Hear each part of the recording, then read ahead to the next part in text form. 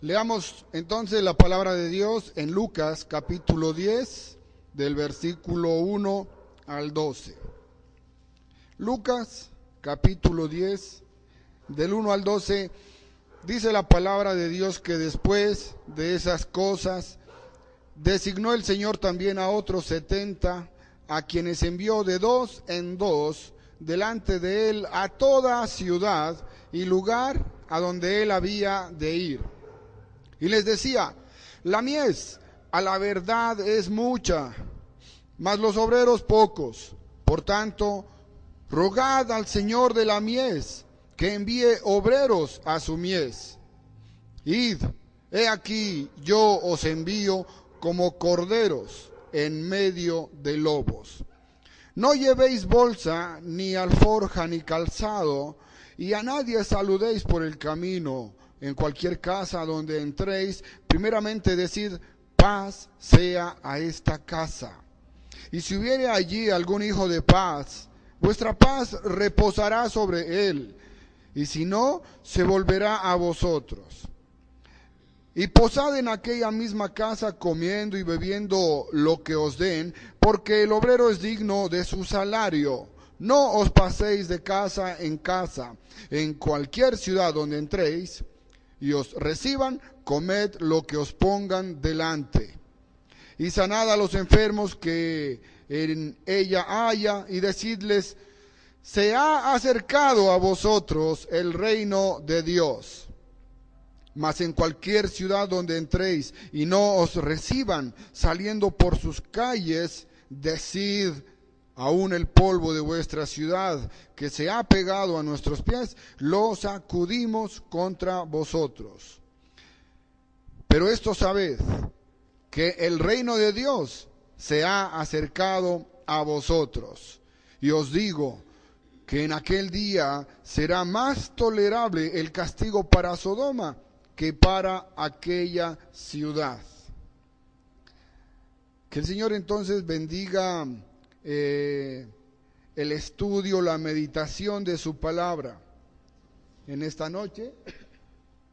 Y como sabemos, continuamos entonces con ese mandamiento que el Señor le dio a sus discípulos de ir y llevar el evangelio de ciudad en ciudad.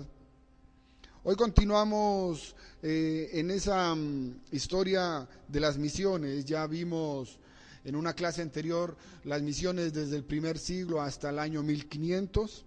Hoy continuamos a partir de la Reforma. Esa reforma que hubo en el año 1500, quizá muchos han escuchado de Lutero, Calvino, en esa época. Pero el énfasis de la Reforma fue más teológico que misionero. Los reformadores no promovieron las misiones debido a ese carácter. Más bien, ellos se ocuparon en rescatar el cristianismo de la corrupción moral y eclesiástica presente en la iglesia de aquella época. Mire que el énfasis entonces de la Reforma no era tanto ir a la práctica, a la evangelización de las naciones, al cumplimiento de las misiones, sino que más bien fue de carácter teológico, ¿sí? Rescatar al cristianismo de la corrupción moral y eclesiástica.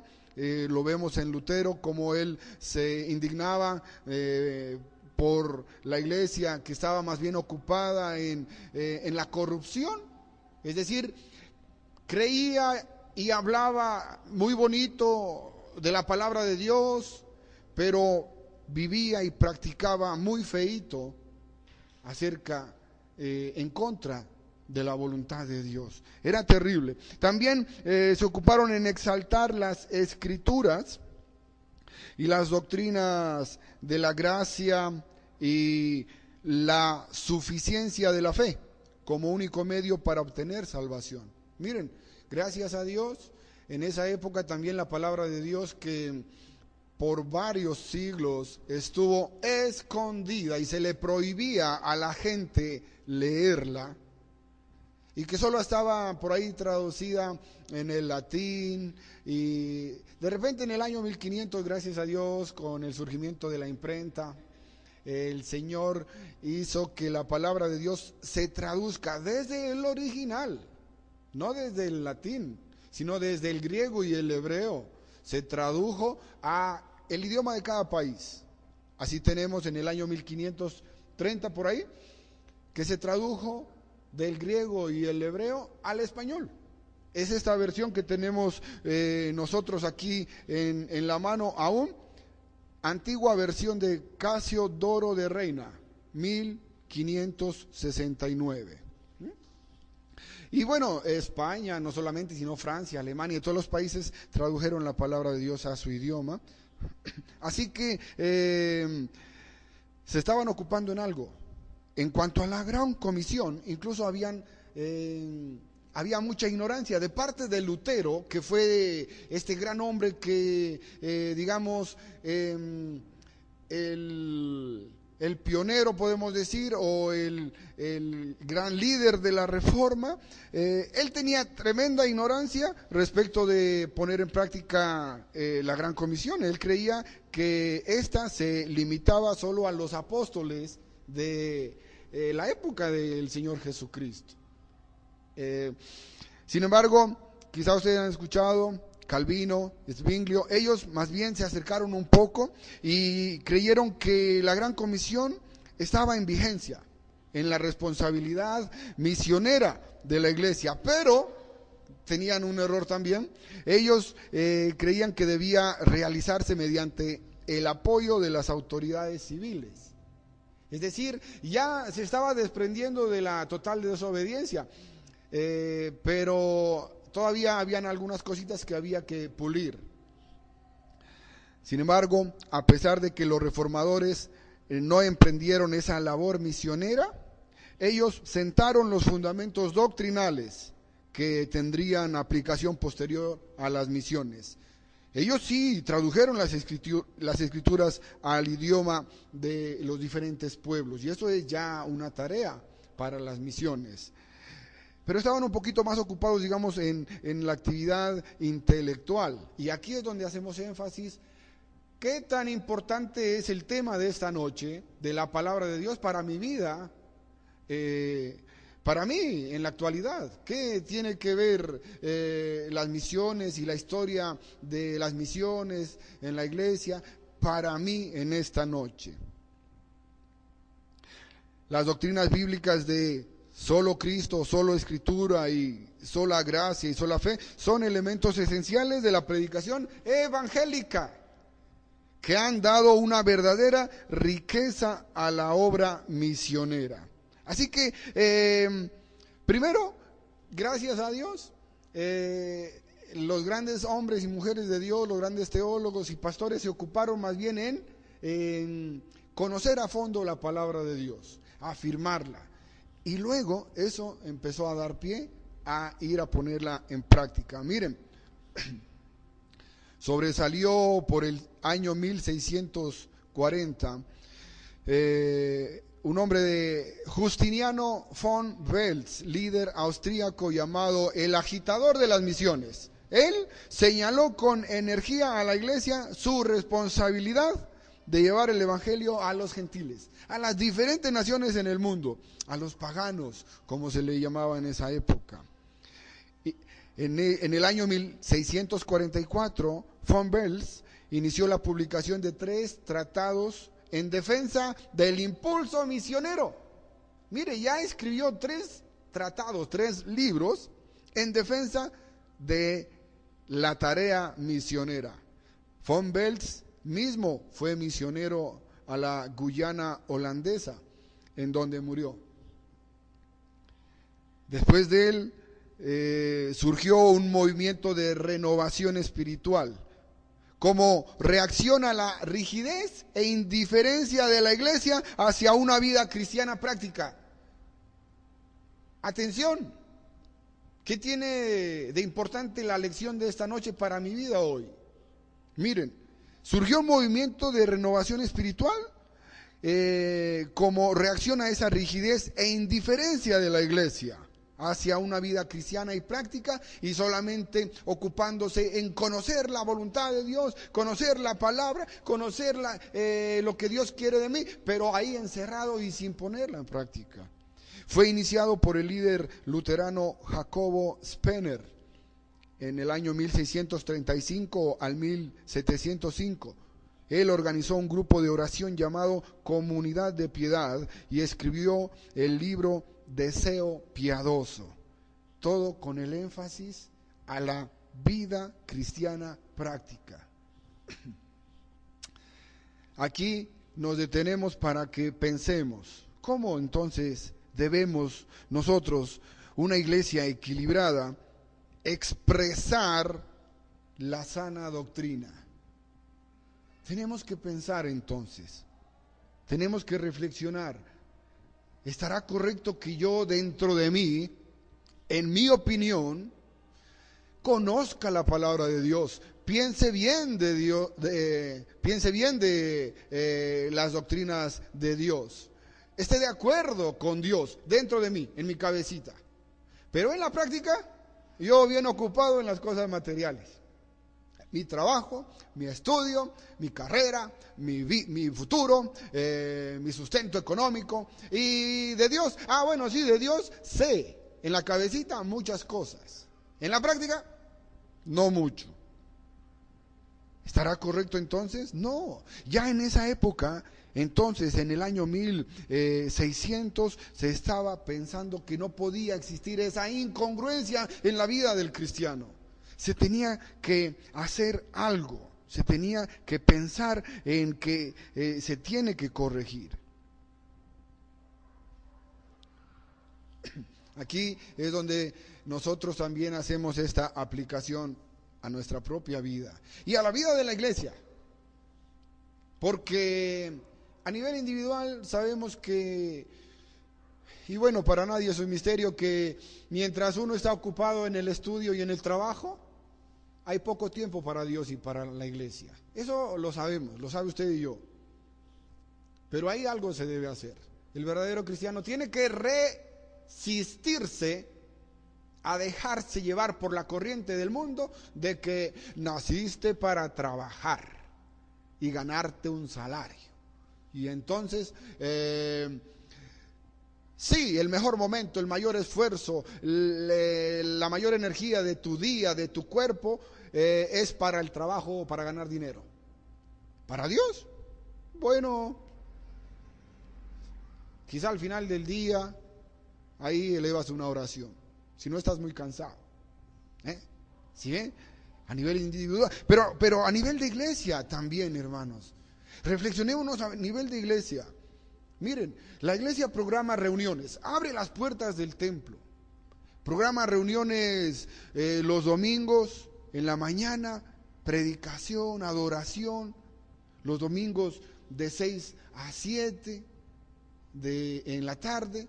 También los martes tenemos una reunión aquí dentro del templo para orar por las misiones. Excelente orar por las misiones. Los jueves, como hoy, una reunión para estudiar la palabra. Vemos entonces que la iglesia organiza y planea reuniones, pero analicemos, ¿son para ir a poner en práctica la gran comisión? ¿O son solo para conocer y para saber y enterarme? Bueno, orar por las misiones ponemos en práctica, porque sabemos que el Señor escucha y la oración del justo puede mucho y Él abre puertas al Evangelio en las diferentes naciones. Pero hace falta más. Hace falta que el creyente, como iglesia, tenga un programa de salir a dar testimonio a la ciudad, a la sociedad. Hace falta un programa en el que la iglesia tenga, aparte de las reuniones dentro del templo, para conocer y aprender, también actividades de decir, bueno, nos encontramos en el mercado, donde está lleno de gente. Ahí, a las 9 de la mañana, los sábados, el pastor con un megáfono o con un micrófono y sus bocinas va a estar predicando el mensaje del evangelio, y los hermanos de la iglesia apoyando la tarea evangelística, hablándole a la gente, pidiéndole los datos, llevándole a una confrontación personal. Eso hace falta. Y gracias a Dios, como hablábamos hace poco, con la ayuda de Dios, nosotros también vamos a hacer presencia aquí en el barrio, en la colonia, de esa manera, para no quedarnos solamente en estar conociendo y aprendiendo y llenando nuestra cabeza de mucho conocimiento, y en la práctica igual que en el año 1500, cuando Lutero miraba entonces más bien que los cristianos en la corrupción. Seguimos un poquito más adelante con la historia de las misiones y vemos que en el siglo XVIII, es decir, en los años 1700, la Universidad de Halle en Alemania se convirtió en el centro propagador del pietismo, así como de la actividad misionera.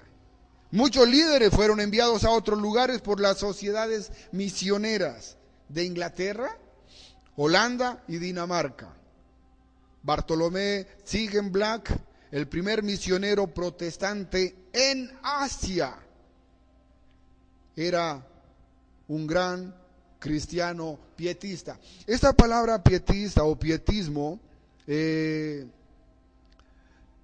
define ese gran movimiento del que hablamos, de que no puede existir los cristianos solamente hablando y opinando de las cosas de Dios, sino haciendo la tarea que el Señor le mandó, como leímos al inicio del mensaje. Jesús dice que designó a 70 y les envió de 2 en 2 delante de él a toda ciudad y lugar a donde él había de ir. Y nosotros sabemos que el Señor tiene planeado que todo hombre aquí en la tierra venga al conocimiento de Dios. Así lo dice la palabra. Así que Jesús quiere llegar a todas las ciudades y poblaciones del mundo entero y también nos manda a nosotros a que vayamos. Así que ese movimiento se llamó el pietismo. Miren, el propulsor de la actividad misionera de los moravos fue el conde Nicolás von Zinzendorf en el año 1700 al año 1760, un noble de Sajonia. El Señor entonces usó la influencia del pietismo, de ese movimiento de que los cristianos vamos a la práctica, y de la Universidad de Halle para imprimir en él una pasión por la gente no redimida de otros lugares. Hermanos, el Señor tocó el corazón de Nicolás von Zinzendorf para llevarle a una pasión por la gente no redimida de otros lugares. ¿Está usted escuchando lo que Dios le está diciendo? Que hay mucha gente que está muriendo sin Él, incluso familiares suyos que no escuchan el mensaje del Señor. ¿Está escuchando cómo Dios le habla en esta noche? Así fue como el Señor le tocó el corazón a este hombre, y en esta noche tiene todo el deseo de tocar el corazón y nuestro ser a cada uno de nosotros hoy, e imprimirnos esa pasión, ese amor por la gente no redimida en todos los lugares, mucho más en aquellos a quienes vemos en el día y en la semana y en el mes con frecuencia, y que saben que nosotros tenemos el mensaje de salvación y que por ahí no les compartimos. Miren, Nicolás, siendo todavía niño, esta pasión fue extraordinaria. A los 10 años fundó un club con sus amiguitos. Ese club se llamaba la Orden de la Semilla de Mostaza y tenía 3 objetivos: piedad personal, unidad cristiana y la evangelización del mundo. Miren, un niño de 10 años reunió varios niños de su edad y le puso de nombre la Semilla de Mostaza, pero tenían esas 3 tareas. Piedad personal, es decir, que lo que se cree de Dios se lo tiene que ver en la práctica. Eso es piedad. Unidad cristiana, es decir, entre hermanos, amarse, entre hermanos, apoyarse. Pero no se quedó ahí, muchas iglesias están ahí quedadas. El tercero era el objetivo, la evangelización de sus amigos, vecinos y conocidos. Él decía, tengo solo una pasión, y es Él, y solo Él, refiriéndose a Jesús. Es decir, mi vida, mi alegría, mi pasión de vivir, mi motivación para levantarme y luchar es amar a Jesús en la práctica, haciendo lo que Él haría si Él estuviera aquí. Es decir, yendo a hablarle a las personas. A los 10 años, hermanos. ¿Cuánto está tocando el Señor su corazón en esta noche?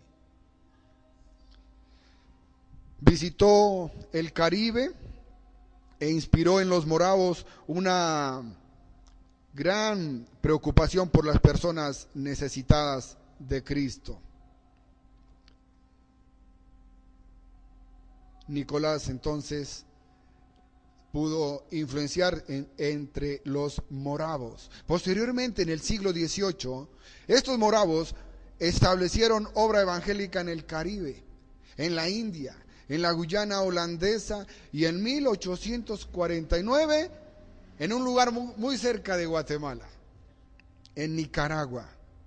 Miren, ese movimiento de que el cristiano no ha de estar conforme solamente con saber en su cabecita cuál es la voluntad de Dios, sino que hará todo lo posible para ver su vida andando congruentemente respecto de lo que cree y lo que practica. El movimiento pietista llegó a Nicaragua en 1849 y aquí nos detenemos otra vez para reflexionar en la importancia que tiene un hombre, una mujer de visión para promover la expansión de la iglesia. Nicolás, este hombre de Austria, Nicolás von Zinzendorf, a los 10 años entonces ya estaba influyendo en la sociedad.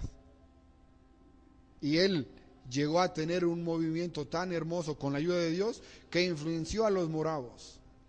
Y los moravos llevaron entonces esa voluntad de Dios de que la iglesia ha de poner en práctica la palabra y no solamente conocerla y discutirla y hablarla, sino que hay que predicar y hablar y dar amor y ayudar.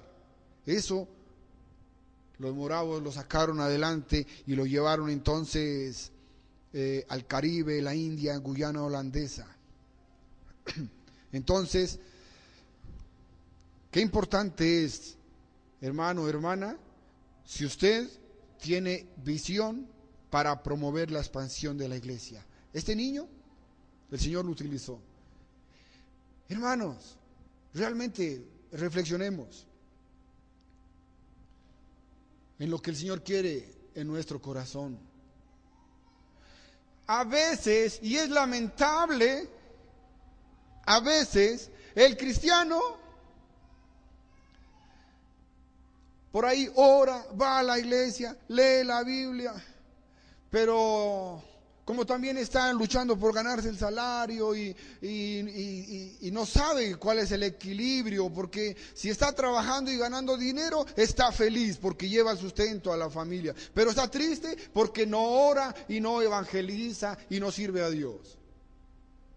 Y cuando está en la iglesia, dice, sí, Señor, cómo quisiera yo tener tiempo para servirte, para amarte, pero no puedo porque tengo que trabajar y bueno, el Señor le muestra que puede dormir menos, puede ocupar las horas libres para evangelizar, y ahí es donde le gana la carne.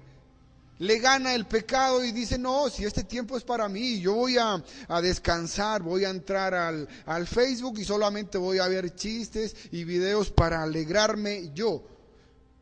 ¿Por qué utilizar el Facebook para decir Jesús te ama? O recomendar un enlace donde puedan escuchar un mensaje. No, yo no quiero evangelizar ni aquí, ahorita yo quiero tiempo para mí. Miren, hermano, es lamentable cuando el hombre y la mujer cristianos no tienen la visión de promover la expansión de la iglesia. Si hoy el Señor le está hablando, comprometámonos con Él. Digámosle, sí, Señor, qué lindo vivir todo el día apasionado por ti, fortalecido por ti. Qué lindo, Señor, ver cómo tú me ayudas para acostarme temprano y poder dormir solo las 6 o 7 horas y levantarme a orar y a bendecirte, a orar por mis familiares y buscar la manera de compartirles a ellos la palabra.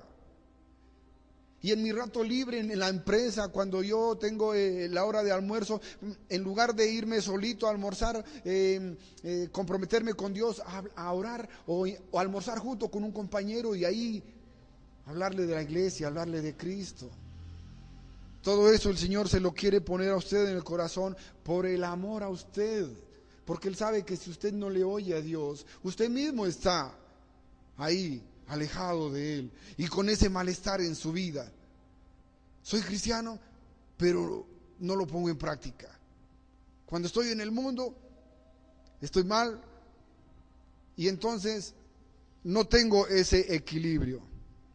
Hermanos, mi deseo es que usted y yo podamos encontrar el gozo de estar aprovechando el tiempo para Él, de saber que cuando estamos haciendo un acto de servicio para alguien, estamos sembrando con amor para Dios, de saber que si voy a leer un salmito en la noche, pues estoy glorificando a Dios y eso me está ayudando a mi vida, de estar seguro que cada asunto, que cada actividad que yo hago por amor de Dios está influyendo poderosamente en mi vida y en la vida de los demás. Hermanos, cuánto deseo que todos tengamos eso, y no solamente algunos que lo han alcanzado, sino que salgamos de ahí, como decimos en Guatemala, salgamos de esa canasta donde están todos los cangrejos, y los cangrejos, cuando uno quiere salir adelante, los otros lo agarran y lo vuelven a la canasta. No, que salgamos de ahí y que nos superemos y encontremos ese llamado de Dios en nuestra vida y disfrutemos la vida cristiana. Continuando con la historia de las misiones, viene algo que quizá para ustedes es más conocido que lo que hemos mencionado: Nicolás von Zinzendorf, o los moravos, o el movimiento pietista.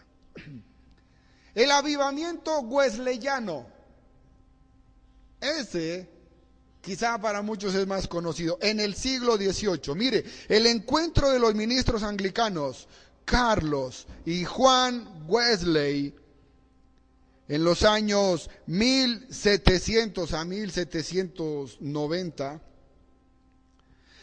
ellos vivieron en esa época, pero ese encuentro que estos dos hermanos tuvieron con los moravos, que ya vimos de dónde surgieron ellos, fue decisivo para el despertar espiritual y el movimiento metodista que se formaría después.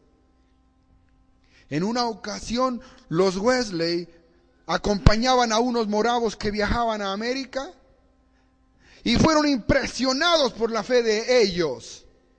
Posteriormente, en Inglaterra se inició el movimiento metodista en forma de sociedades religiosas dentro de la iglesia anglicana. Miren, si notamos entonces cómo el Señor empieza, digamos, con uno, ¿no? El niño Nicolás.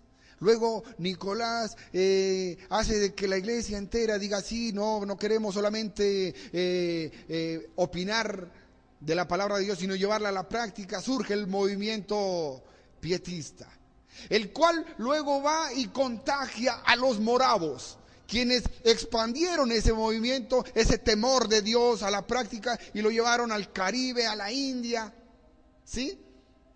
Entonces vemos ese proceso, como el Señor va obrando, y de repente el Señor hace que estos dos varones, Carlos y Juan Wesley, se encuentren en un barco con los moravos y queden impresionados por su fe. ¿Cómo la ponen en práctica? Ya no solo es hablar de Dios, ahora es en la práctica vivir con Dios. El avivamiento wesleyano, con este movimiento metodista, no solo penetró en Inglaterra, sino que se extendió también a América del Norte. Al pasar los años, el metodismo se independizó de la iglesia anglicana, pero los beneficios del avivamiento wesleyano en la expansión de la iglesia fueron muchos. Escuchemos lo que el Señor quiso traer a la humanidad después de este avivamiento wesleyano. Se formaron sociedades evangelísticas. ¿En qué año estamos hablando? 1700, 1750, 1780. Se formaron sociedades evangelísticas internacionales. Se formaron sociedades bíblicas, que hasta ahora disfrutamos de ellas. Y se formaron, escúchelo bien, sociedades misioneras. ¡Ay, qué maravilla! Las sociedades misioneras de las que vamos a estar estudiando hoy y en las siguientes clases. Cómo los misioneros entonces fueron impulsados por Dios a llevar el evangelio. Ya había mucho evangelio en Inglaterra. Cómo el Señor quiso que las sociedades misioneras entonces enviaran a un misionero a un pueblo de la India donde no ha llegado el evangelio, o de la China, o de cualquier parte del mundo. Así que podemos apreciar con claridad que la iglesia estaba necesitando de un cristianismo con vitalidad espiritual para poder obedecer la voluntad revelada de Dios. Miren, la iglesia en esa época lo necesitaba, urgía.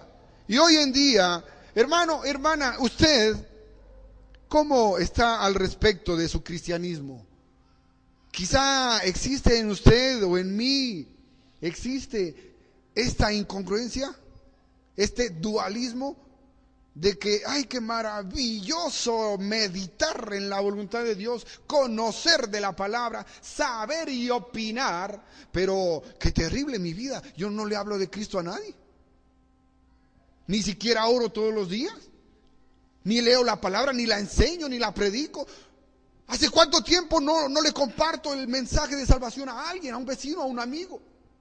Mis compañeros de trabajo me ven, me quedan viendo con una mirada así. Ellos saben que soy cristiano y no les hablo de Cristo, solo les hablo del clima y de la política y del salario. Quizá usted también está necesitando un despertar como el que ellos necesitaban. Bueno, en esa noche el Señor está llevando a cabo ese despertar en nuestra vida. En el siglo XVII, en los años 1600, muchas familias inglesas de cristianos y entre ellas también puritanos evangélicos perseguidos vinieron a América del Norte a fundar colonias. A partir entonces de los años 1650, ese pueblo experimentó una serie de avivamientos sin precedentes. Quizá usted ha escuchado algunos de ellos. Dios usó el liderazgo indiscutible de Jonathan Edwards en el año 1700 a 1758. También de Jorge Whitefield en el año 1714 a 1770. Este despertar profundo y duradero puso las bases para el gran movimiento misionero que se desarrolló en los siglos posteriores, en el siglo XIX y en el siglo XX, que de los que estamos aquí hoy congregándonos, todos nacimos en el siglo XX. Todavía no hay ninguno. Bueno, los niños que tienen su clase allá en el salón de los niños, ellos nacieron ya en el siglo XXI. Pero los que estamos aquí somos del siglo pasado. A veces nos puede doler que nosotros somos del siglo pasado.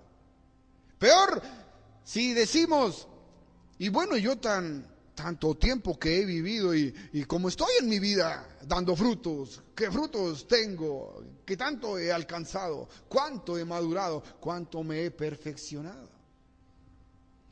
Antes de cerrar entonces esta clase, esta meditación de la palabra de Dios con profundidad en la historia de las misiones, es necesario, hermanos, que aceptemos el hecho de que ese avance misionero moderno también se efectuó simultáneamente con la expansión colonialista de países como Inglaterra, Holanda y Dinamarca, aún al territorio del nuevo continente. De esos países vino el Evangelio a Latinoamérica, a América, al continente americano. De estos países, Inglaterra, Holanda y Dinamarca. Y después fue permeando los países latinoamericanos que recibieron el fuerte impacto de una iglesia pseudo cristiana que creció en gran manera y hasta aún hoy tiene bastante poder, como es la iglesia católica. Y digo pseudo cristiana es porque sí es cristiana, sí habla de Cristo, sí cree en la Trinidad, pero no han depositado su confianza entera en Jesús como su Salvador y Señor, sino que aún tienen intermediarios y corredentores diferentes a Jesús. La palabra de Dios dice que hay un solo mediador entre Dios y los hombres, y ese es Jesucristo, y no hay más. Aún Latinoamérica ha disfrutado del impacto del Evangelio llegando a sus pueblos, a sus ciudades. Así que le damos gracias al Señor por todo lo que Él ha hecho para que el Evangelio llegue a nosotros, pero que en esta noche podamos sacudirnos ese conformismo que quizá también nos ha impregnado a nosotros de qué bonito hablar de Dios, pero qué difícil ponerlo en práctica. Con la ayuda de Dios, que hoy nos sacuda el Señor de ese conformismo que a Él le desagrada, y podamos nosotros entonces recibir ese impacto de la palabra de Dios en nuestros corazones. Le damos gracias al Señor por su palabra en esta noche. Vamos a hacer una oración. Nuestro Padre Dios, te damos gracias en el nombre de Jesús por tu palabra en esta noche, porque has querido también, como a Juan Wesley, a Nicolás von Zinzendorf, llevarnos a un crecimiento, a pasar de solo conformarnos con conocer tu palabra, sino también al interés por ponerla en práctica. Señor, te damos gracias y en esta noche te rogamos por nuestros familiares. En el nombre de Jesús te pedimos que ellos reciban la salvación, reciban tu palabra. Por nuestros amigos, vecinos y conocidos, compañeros de estudio y de trabajo, te rogamos por ellos, para que tu palabra les llegue a ellos también. Amado Padre Dios, hoy te entregamos nuestro corazón, para que tú nos utilices a nosotros, para que seamos nosotros el medio por el cual ellos escuchen tu palabra, Señor, para que nosotros día tras día, semana tras semana, mes tras mes, los tengamos en nuestra agenda de hablar por ellos, de hablar con ellos del Evangelio, de orar por ellos, de clamarte a ti por ellos, Señor. Te pedimos todo esto en el nombre de Jesús y te entregamos nuestro corazón con mucha humildad, con mucha gratitud, con mucho amor para ti. Gracias, Padre Dios, en el nombre de tu único Hijo, nuestro Salvador y Señor. Amén. Muchas gracias.